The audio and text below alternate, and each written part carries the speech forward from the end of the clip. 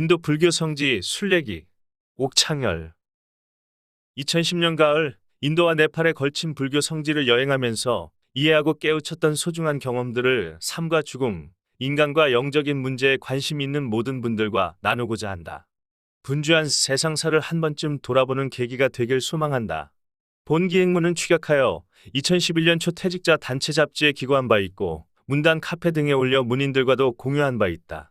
그러나 글로만 표현하는 것보다 영상과 음성을 총동원하는 유튜브가 더욱 효과적인 전달 매체란 생각이 들어 이걸 만들게 되었다. 나는 어려서부터 종교에 관심이 많았다. 새벽마다 방 한켠에 만들어진 명당에 물을 떠놓고 소원을 빌던 어머니를 보고 나도 염불을 하면서 불교에 대한 신심을 키웠다. 역마살이 끼었는지 중학교 이후에는 교회에도 나갔다가 성당에도 나갔다. 배움을 통해 지식이 쌓이면서 신심이 깊어진 게 아니라 오히려 의문이 쌓여만 갔으니 이 어찌된 일인가. 불교는 괴로움에서 벗어날 수 있는 명쾌한 해결책을 제시해주는 훌륭한 종교다. 그런데 사람이 죽어서 소가 되고 개가 될 수도 있다는 윤회설은 도대체 뭔가? 과학적으로 맞지 않는 것 같은데 부처님이 직접 하신 말씀인가? 기독교는 신에게서 구원을 찾는데 과연 신이란 존재가 있기는 한가? 신은 전지전능하다는데 왜 이 세상을 어지럽고 혼탁하게 놔두는가? 신이 인간을 시험하려고 일부러 그런다는데 아무래도 궤변 같다. 신이란 존재는 있다 하더라도 별 힘을 못 쓰거나 아니면 심술쟁이 같은데 그런 신을 꼭 믿어야 하나? 그러한 궁극적인 의문에 대한 해답을 시원스레 제시해주는 종교는 어디에도 없었다. 그나마 불교가 만물의 생성 원리를 비롯하여 비교적 과학적인 주장을 하고 있고 무조건 절대자를 믿으라고 강요하는 것이 아니라 자신의 수행을 통한 깨달음을 목표로 하는 종교라서 조금 더 내 취향에 맞는 것 같았다. 그러나 불교 역시 윤회설 같은 것은 비과학적인 요소가 있는 것 같고 아미타불이니 관세음보살 등 창작 불보살들을 다수 만들어내어 의지하는 점에서는 신에게 의지하는 종교들과 무엇이 다른지 의문이 들었다. 직업전선에서 뛰던 지난 세월 동안은 먹고 살기에 바빠 한가하게 그런 의문들을 되새길 여유가 없었다. 20여 년간의 직장 생활을 마감한 후 다시 자영업을 3년 가까이 했는데 그것도 실증이 나서 몽땅 새를 줘버렸다.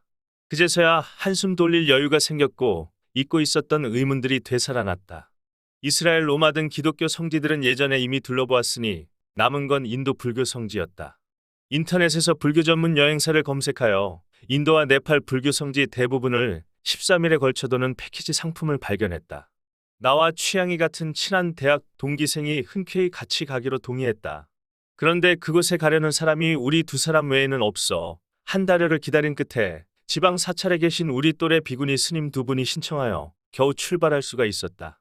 일행은 모두 넷이었고 인도 현지인 가이드와 운전기사가 우리를 안내했다. 부처님이 발자취를 남긴 성지마다 기념사원과 아쇼카 왕의 석주, 기념탑이 세워져 있거나 그 흔적이 남아 있었는데 이스라엘에 가면 예수 유적지마다 교회를 세워놓은 것과 비슷했다.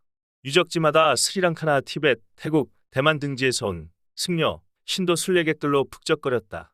네팔 쪽에 위치한 탄생지 룸비니는 부처님이 유년기를 보낸 샤카족의 나라 카필라국의 도성과 어머니 마야 부인의 친정 람그람 중간에 있는데 각각의 거리는 70리 안팎이다. 마야 부인이 당시 풍습대로 친정에서 해산하기 위해 가다가 도중에 산길을 느껴 이곳 룸비니에서 부처님을 낳았다. 가이드가 부처님은 어머니의 오른쪽 옆구리에서 태어났다고 불경에 되어 있다 하여 그것을 어떻게 믿느냐고 물으니 나는 힌두교도라서 신을 믿으며 부처도 신들 중 하나로 보기 때문에 그럴 수 있다라고 대답하였다. 힌두교도들은 수많은 신들을 믿는데 불교의 석가모니도 그 중에 한 신으로 모시고 숭배한다고 한다. 인도 고대에 확립된 카스트 제도에서는 제사장인 브라마는 입에서, 왕족 무사계급인 크샤트리아는 옆구리에서, 평민인 바이샤는 다리에서, 최하층민인 수드라는 발바닥에서 태어났다고 한다는데 그러고 보니 부처님은 샤카족의 왕자다. 아무래도 그가 크샤트리아 계급 출신임을 상징하는 설화 같다. 또 인도 사람들은 왼손으로 뒤를 닫기 때문에 악수도 꼭 오른손으로 하는 등 오른쪽을 신성시하므로 오른쪽에서 나왔다고 한 듯하다. 룸비니 인근의 카필라성, 어머니 친정 람그람, 부처님이 성도 후 아버지 정반왕과 아들을 만나 설법한 쿠단 등은 모두 벌판 한가운데 황량한 벽돌 건물터 일부 또는 석주와 흙무더기만 남아 있었다. 룸비니는 7세기에 현장이 왔을 때 벌써 폐허였다고 한다. 네팔은 몇 년 전까지만 해도 공산 게릴라들이 준동하여 치안이 극히 불안하였다고 하며 룸비니 외에는 가이드들이 안내하기를 꺼렸다 한다. 인도와 네팔의 경제 형편이 얼마나 어려운지 성지마다 구걸하는 어린아이와 장애인, 부녀자들이 따라붙어 애를 먹었다. 우리 일행은 사탕과 잔돈을 미리 준비하여 나눠주기도 했는데 구걸하는 사람이 하도 많아 일일이 줄 수가 없었다. 성거지 보드가야는 인도 북부 비하르주 중남부에 있는데 부처님이 29살에 카필라 성을 나와 케사리아에서 머리를 깎고 출가 후 여러 곳을 전전하며 6년간의 수행 끝에 깨달음을 얻은 곳이다. 부처님이 그 아래 앉아서 성도했다는 보리수 나무는 예전에 고사했고 지금 있는 것은 스리랑카에서 들여와 심은 것이라고 하며 그 앞에 45m 높이의 웅장한 마하보디 대탑이 세워져 있다. 대탑 주위에 수많은 티베트 승려들이 오체투지 절을 올리며 수행 중이었는데 그 가운데 신기하게도 한국 여인 하나가 섞여 있어 잠시 이야기를 나누었다. 5년 전 불교에 귀의했는데 지금은 3개월 일정으로 인도 북부 달라이라마 소재지 다름살라를 거쳐 이곳에 와서 기도 중이며 티벳을 거쳐 귀국 예정이라 한다. 아이는 없고 서울에서 직장 다니는 남편이 있다는데 이러다 우리 일행인 스님들처럼 머리를 깎는 건 아닌지 모르겠다. 보드가야에서 20에서 30분 떨어진 가야에서 우리나라 김해김씨 시조 수로왕비 무덤에서 발견되는 물고기 문양을 보았고 가야에서 라지기르로 가는 도중에 허황옥의 고향인 아요디아 지역을 지났다. 전에 TV 다큐멘터리에서 허황옥 무덤 앞에 놓인 돌이 이곳 인도 지역에서만 나는 돌이라고 하던데 그렇다면 우리 한국 사람 피에 인도 피도 좀 섞였나? 최초 설법지 사르나트는 우타르 프라데시주 중남부에 있는데 힌두교 성지 바라나시에서 차로 20분 거리다. 부처님은 보드가야에서 성도 후 600리 길을 걸어서 이곳에 도착하여 5명의 옛 수행 동료에게 설법을 하여 최초의 제자로 삼았다고 한다. 이후 평등을 강조한 부처님의 사상은 왕족, 부호들의 지지를 받아 마가다 국수도 라지기르의 중림정사, 코살라 국수도 쉬라바스티의 기원정사가 잇따라 설립되는 등 급속도로 퍼져나갔고 사립을 목련 마하가섭 등 브라만 거부 출신의 우수한 제자들이 수많은 추종자를 데리고 교단에 들어와 불교의 전파에 기여했다. 이곳에도 벽돌로 만든 대탑과 아쇼카 왕의 석주가 있었는데 이슬람 교도들의 침입 때 거의 모든 성지의 불상과 석주의 머리를 잘라버려 보기에 민망했다. 불교 개조인 석가모니까지 하나의 신으로 받아들여 숭배한다는 포용의 종교 힌두교와 왜 이리 대비가 되는지. 잘린 머리 부분은 사르나트 박물관에 보관되어 있었는데 사자머리와 법륜, 연꽃 등이 정교하게 조각되어 마오리아 왕조 시대의 걸작품으로 칭송되고 있었다. 열반지 쿠시나가르는 우타르 프라데시 주 중북부에 위치하고 있으며 지도를 보면 카필라 성에서 그리 멀지 않다. 부처님은 35세에 성도한 후 45년간 불법을 전하다 80세 되던 해 이곳 쿠시나가르의 살아나무 두 그루 사이에서 열반에 들었다. 부처님은 열반 전에 유명한 자등명, 법등명의 유언을 설했는데 오로지 자신에게 의지하고 진리에 의지하라는 가르침이다. 화장 후 사리를 8등분하여 부처님과 인연이 깊은 8지역에 분배했고 나중에 다시 아시아 각지로 분배하여 탑을 세우고 신앙의 대상으로 삼았다. 불교 최초의 사원인 중림정사는 비하르주 중남부 라지기르에 있는데 이곳은 부처님 시대 강대국이었던 마가다국의 수도였다. 당시 빈비사라 왕이 불법을 좋아하여 중림정사를 지어 기증했으며 부처님이 이곳에서 10여 년 안거했다 한다. 또한 라지기르에는 부처님이 노후에 머무르며 법화경과 보적경을 설하고 여마미소의 일화를 남긴 영치산이 있고 부처님 사후 마하가섭 주관하에 제1차 불전 결집이 이루어졌던 칠업굴이 있다. 인도에 온 이후로 가도 벌판뿐 산을 못 보다가 영치산과 칠업굴에 와서야 비로소 산을 보았다. 그런데 10월 중순인데도 인도는 무척 더워 산을 오를 때 아주 고역이었다. 한국 사람에게는 12월에서 2월 사이가 인도 여행의 최적기인 것 같았다. 라지기르에서 북쪽으로 조금 올라가면 10대 제자 중에서도 가장 우수한 제자들이었던 사립을 목련 마하가섭의 고향이 나오고 그곳 부근에 불교 최초 최대 대학이었던 나란다 대학터가 나온다. 최성기에 1만 명의 학생과 교수가 있었다고 하며 이슬람 침입 때 6개월간 불에 탔다 할 만큼 규모가 방대하였다. 10분의 1밖에 발굴되지 않았다는데도 불교 유적지 중 가장 컸다. 중국의 법현과 현장이 이곳에서 수확하였고 신라의 해초도 이곳에 들렀다 한다. 라지기르는 부처님 성도 후 불법을 크게 펼칠 수 있게 한 근거지이자 부처님 생애의 9가지 재난 중 가장 큰 사건으로 평가되는 데바다타의 반역이 있었던 곳이다. 데바다타는 부처님의 가까운 친척으로 제자가 되었는데 교단을 차지하려는 야심을 품었다가 부처님께 거절당했다. 그러자 빈비사라 왕의 태자 아자타샤트르와 짜고 부처님을 3번이나 살해하려고 기도했는데 상처만 입혔을 뿐 실패했다. 아자타샤트르는 부왕인 빈비사라 왕을 투옥하여 잔인하게 죽게 했으나 나중에 뉘우치고 부처님의 열렬한 지원자로 변했다. 대바다타는 부처님의 처남이자 외사촌간이었다. 부처님의 아버지 인정반 왕은 삼촌의 딸인 마야 부인과 결혼하여 부처님을 낳았고, 마야 부인 사후 이모인 마하프라자파티가 계모가 되어 부처님을 양육했다. 성도 후 아들 나훌라, 양모 마하프라자파티, 야소다라 비등이 모두 출가했다. 부처님 생전에 코살라 국이 카필라 국을 멸망시키고 샤카족을 학살했다는 기록으로 미루어 보면 부처님과 그 친인척 다수가 출가한 데는 당시에 불안한 정세가 한몫했을 듯하다.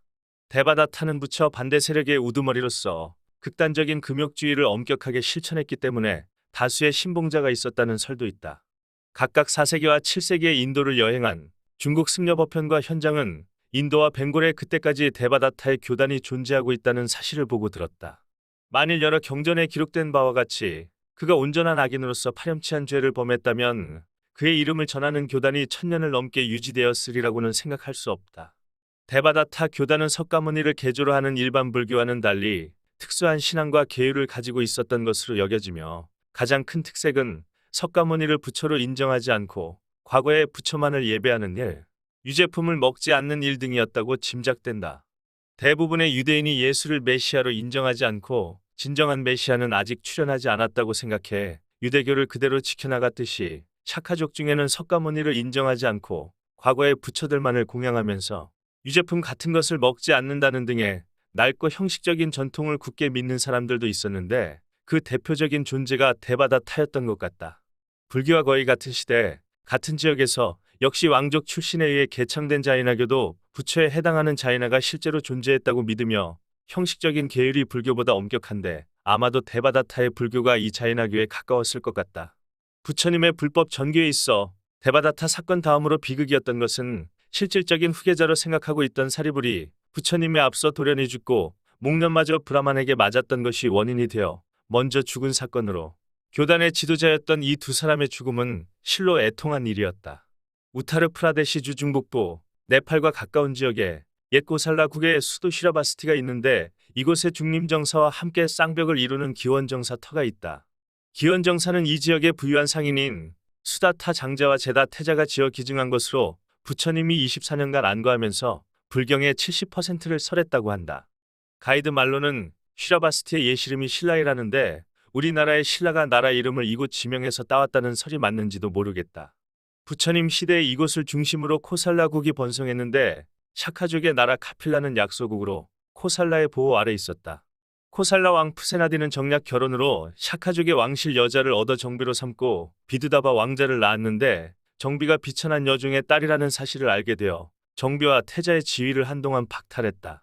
세력을 키운 비드다바는 정변을 일으켜 부왕을 자살케 하고 스스로 왕위에 오른 후 그들 모자를 고난에 빠뜨린 샤카족을 멸망시켜 복수하였다. 물론 개인적인 복수 외에 강대국 간 영토 확장 경쟁에서 뒤지지 않으려는 제국주의적 동기도 있었다. 샤카족의 멸망은 부처님 출가 후 일이지만, 출가 전 이렇듯 위태로웠던 샤카족의 위상은 본래 사색적이었던 젊은 왕자 시다르타로 하여금 출가를 재촉하는 계기가 되었을 것이다.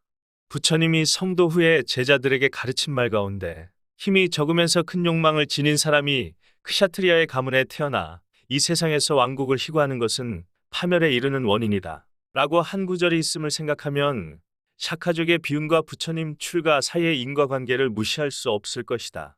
부처님은 전쟁을 막기 위해 나 홀로 반전 시위를 벌이기도 하였으나, 비드다바는 끝내 부처님 눈을 피해 카필라를 침공하여 샤카족을 참혹하게 도륙했다. 부처님이 전쟁을 막지 못하고 동족의 멸망을 지켜본 인간적인 고통이 어떠했는가에 대해서는 이런 기록이 있다. 샤카족이 몰살당하자 부처님은 심한 두통을 느꼈다. 부처님은 아난다에게 바루에 가득 물을 떠오게 했다. 물을 이마에 뿌리니 곧 연기가 나며 소리내어 끓었다. 기원정사터는 한국의 웬만한 큰 사찰 정도 규모의 상당히 넓고 평탄한 지세 위에 자리 잡고 있었고, 부처님 기도처, 강당, 기숙사 등 여러 벽돌 건물 터가 잘 발굴되어 있었다. 정사 주변에는 부처님이 감화시킨 살인자 앙굴리말라에 거쳐 수다타 장자의 집터 등이 남아 있었다. 부처님이 라지기르에서 시라바스티의 기원정사를 오갈 때 거쳐야 했기에 자주 들렀다는 바이샬리는 열반에 들기 전 마지막 안거를 보낸 곳이다. 양몸 마하프라자파티를 비롯한 비구니의 출가를 처음 허락했던 곳이고 화엄경을 설한 곳이다. 제가 불자로서 출가승에 못지않은 경지에 오른 유마거사가 탄생한 곳이기도 하고 열반 100년쯤 후 제2차 불전 결집이 이루어진 곳이기도 하다. 또한 이곳은 기원전 6세기에 이미 위해제 민주공화 정치를 했던 리차비족의 수도로서 원숭이 왕이 부처님께 꿀을 바치고 원숭이 무리가 연못을 파서 부처님께 헌상했다는 설화가 전해지는 곳으로 아쇼카 왕 때 건립된 기념사원 터와 석주의 연못 등이 잘 보존되어 있었다.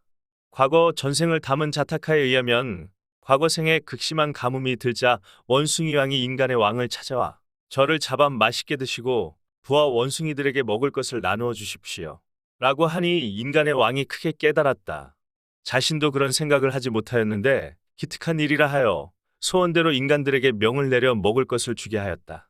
이 원숭이 왕이 부처님이여 원숭이 무리 500마리가 바로 부처님의 제자 500나안이라고 한다. 8대 유적지 중 마지막으로 바라나시에서 델리 쪽으로 몇 시간 차로 달리다 보면 벌판 한가운데 머리 잘린 아쇼카 석지와 건물 주춧돌 일부만 남은 코샨비 유적지가 나온다. 옛날 번창했던 밤사 국의 수도로서 성도한 지 9년 만에 처음 이곳을 방문한 부처님은 고시따 장자가 기증한 고시따라마 사원에 머물며 전도했다. 전도는 고시따 장자 등의 후원을 얻어 활기를 띠었지만 반대로 불행한 사건을 맞게 된 곳이기도 하다. 즉 사소한 계율 문제로 승단이 분열되었는데 부처님의 만류에도 불구하고 분쟁이 지속되다가 결국 비구들의 폭력 사태로 비화했다. 이에 실망한 부처님은 코샨비를 떠났고 시민들이 비구들에게 공양을 거부하는 사태로 번졌으며 당사자들이 부처님이 계신 기원정사로 찾아와 화해할 수밖에 없었던 회한의 장소이다. 또한 코샨비는 고시따라마 사원에서 일어난 순교의 이야기가 전해온다. 순교의 주인공인 쿠주따라 여인은 코샨비 궁사마와띠 왕비의 하녀였는데 부처님의 말씀을 경청하고 그 자리에서 견성하였다 하며 그 후 그녀는 왕비와 500궁녀의 법사가 되어 불법을 펴던 중 사악한 외도들이 사원에 불을 지르자 피하지 않고 500궁녀와 함께 결연히 순교하였다 한다. 황량한 사원터를 둘러보니 설법지로 추정되는 벽돌담 사이로 무성한 풀만이 새 생명으로 돋아나 있고 부러진 석주는 그날의 염원과 상처를 함께 보여주는 듯하다.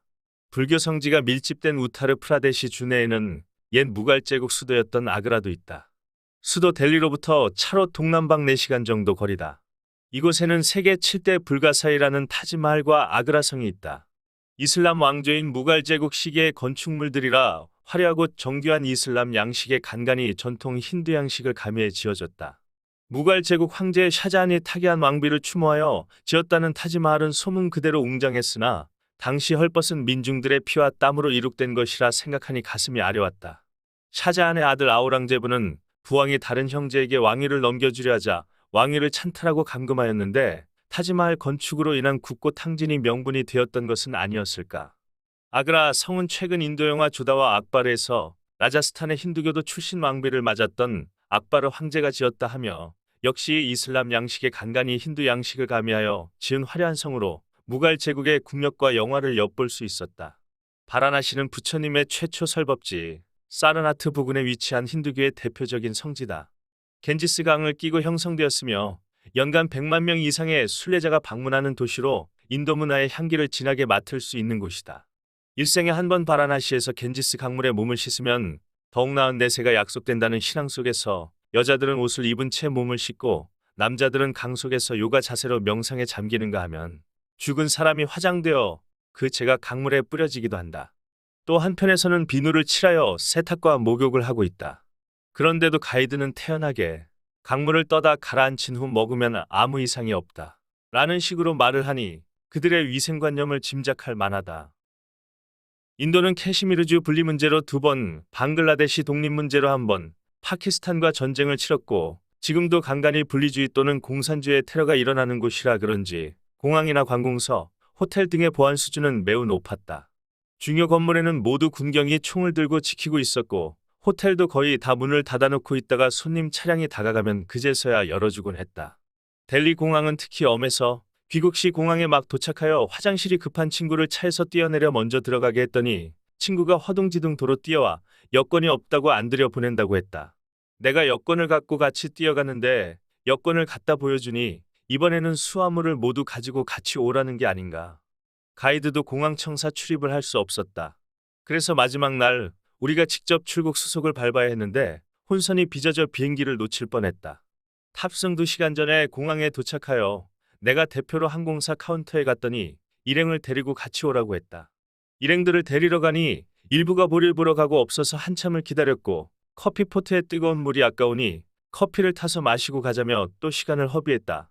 인도 항공 카운터에서 탑승권을 받고 가방을 붙인 후 출국 심사대로 갔는데 이번에는 여행사에서 미리 준비한 줄 알았던 출국 카드가 빠졌다. 항공사 카운터에서 용지를 얻어 출국 카드를 작성하여 출국 심사대는 통과했는데 이번엔 세관 심사대에서 둘러맨 손가방에 태그가 없다며 뺀지를 놓았다. 외국에 많이 다녔어도 수속을 직접 한 적이 별로 없어 손가방에까지 태그를 달아야 하는 줄 미처 생각지 못했다. 태그를 얻으러 항공사 카운터로 급히 가려는데 출국 심사대에서 못 나가게 막았다. 이때가 탑승 15분 전이었다. 다행히 세관 심사대 한켠에서 빈 태그를 얻어붙이고 무사히 그곳을 통과하여 아슬아슬하게 비행기를 탈 수 있었다. 도시와 농촌 할 것 없이 인도의 전반적인 경제 상황은 열악했다.